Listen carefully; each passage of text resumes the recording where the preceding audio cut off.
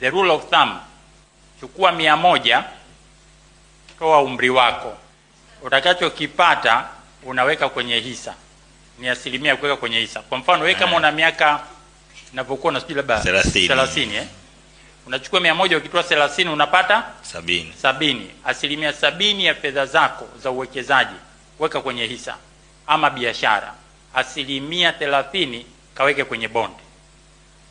Njia nyepesi, umri wako ni sawasawa na asilimia ya kuweka kwenye bond.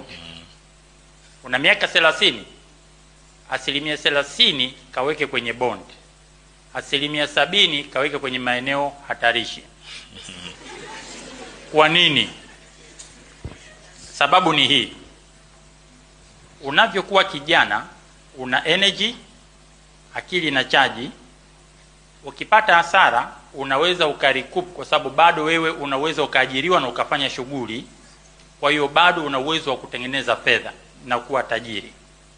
Unavyokuwa mzee ama umri unavyosogea, uwezekano wa kumiliki na kuhimili vishindo ni mdogo.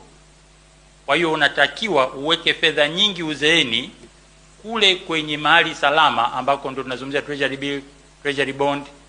Huku UTT huku kumetulia, huku hakuna vurugu, huko ndio uweke huko. Kijana mwenye kuweka fedha nyingi kuliko tulia